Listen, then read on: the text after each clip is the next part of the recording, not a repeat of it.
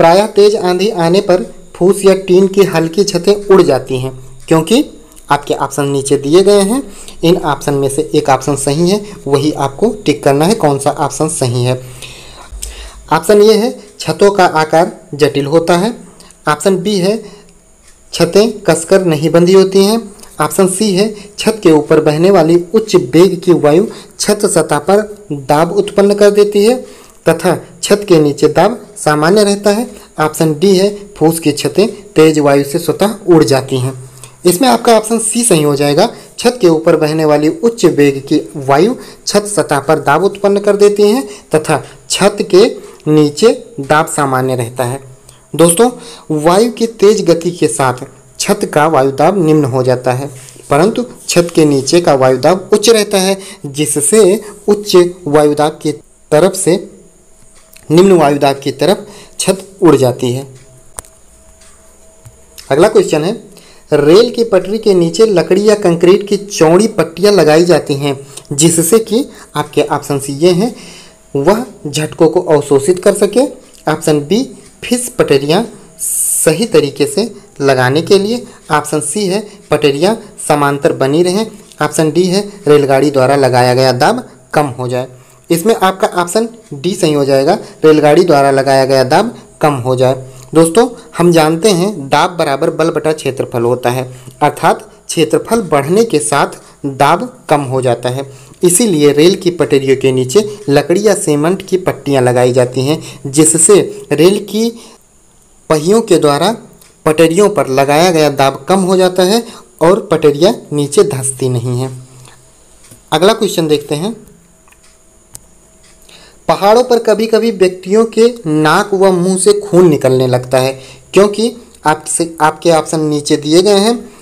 ऊंचाई बढ़ने से रक्तदाब बढ़ता है, ऊंचाई बढ़ने के साथ रक्तदाब घटता है, ऊंचाई बढ़ने के साथ वायुमंडलीय दाब बढ़ता है, या फिर ऊंचाई बढ़ने के साथ वायुमंडलीय दाब घटता है।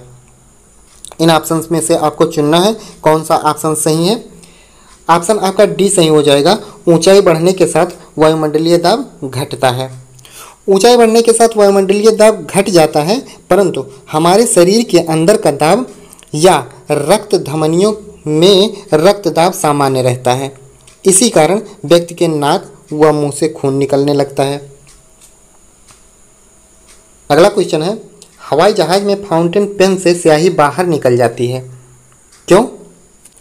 ऑप्शन ये है ऊंचाई बढ़ने से वायुदाब में कमी आती है। ऑप्शन बी ऊंचाई बढ़ने से वायुदाब में वृद्धि होती है। ऑप्शन सी ऊंचाई बढ़ने से वायुदाब अपरिवर्तित रहता है, या फिर ऑप्शन डी उपरोक्त में से कोई नहीं। इसमें आपका ऑप्शन ये सही हो जाएगा, ऊंचाई बढ़ने से वायुदाब में कमी आती है, जिससे फाउंटेन पेन के अंदर जो वायुदाब रहता है वह सामान्य रहता है और फाउंटेन पेन के अंदर की स्याही बाहर निकल जाती है।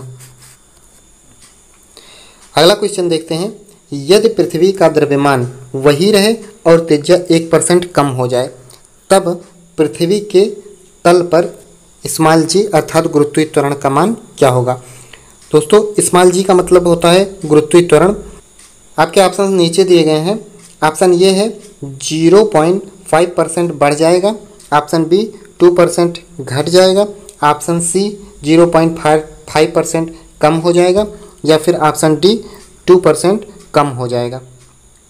इसमें आपका ऑप्शन बी सही हो जाएगा, 2% बढ़ जाएगा।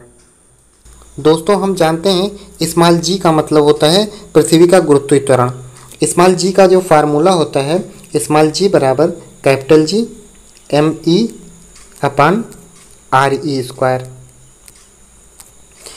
ME बराबर मास ऑफ अर्थ अर्थात पृथ्वी का द्रव्यमान, RE बराबर रेडियस ऑफ अर्थ अर्थात पृथ्वी की त्रिज्या।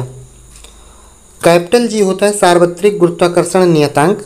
सार्वत्रिक गुरुत्वाकर्षण नियतांक का मान होता है 6.67 गुणे 10⁻⁻11 न्यूटन मीटर स्क्वायर प्रति किलोग्राम स्क्वायर।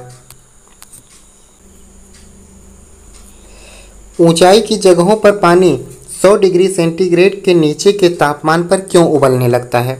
आपके ऑप्शंस हैं क्योंकि वायुमंडलीय दाब कम हो जाता है अतः उबलने का बिंदु नीचे आ जाता है।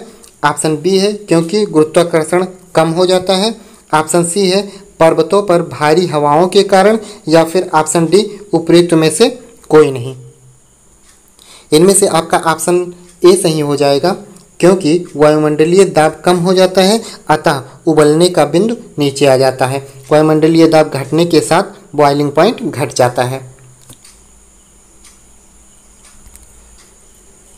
अगला क्वेश्चन है साबुन के बुलबुले के अंदर का दाब।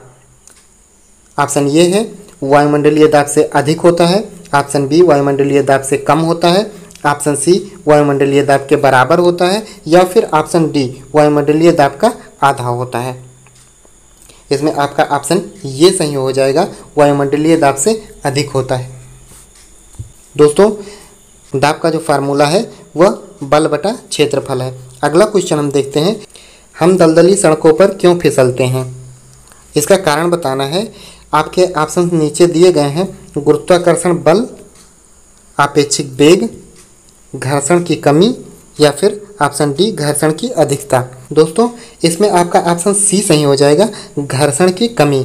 जब हम दलदली सड़कों पर चलते हैं तो हमारे पैर तथा दलदली सड़क के बीच में जो घर्षण बल होता है वो बिल्कुल ना के बराबर लगता है, जिससे हमें चलने में कठिनाई होती है और हमारा पैर फिसल जाता है। जब बैरोमीटर का पारा अचानक गिर जाए तो यह किस बात का घोतक है? ऑप्शन ए है गर्म मौसम, ऑप्शन बी है सर्द मौसम, ऑप्शन सी है आंधी या झंझावात की संभावना, ऑप्शन डी है शुष्क मौसम।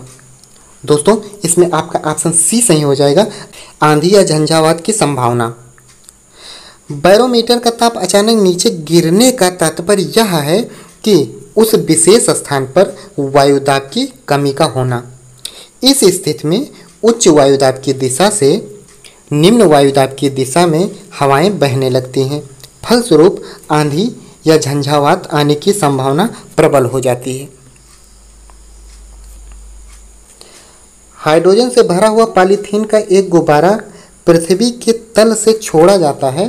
वायुमंडल के ऊंचाई पर जाने से ऑप्शन दिया है गुब्बारे के आमाप में कमी आएगी, गुब्बारे चपटा होकर चक्रीय प्रकार के आकार में आएगा, ऑप्शन सी गुब्बारे के आमाप में वृद्धि होगी, ऑप्शन डी गुब्बारे का आमाप व आकार पहले के समान ही रहेगा। आपका ऑप्शन सी सही हो जाएगा, गुब्बारे के आमाप में वृद्धि होगी।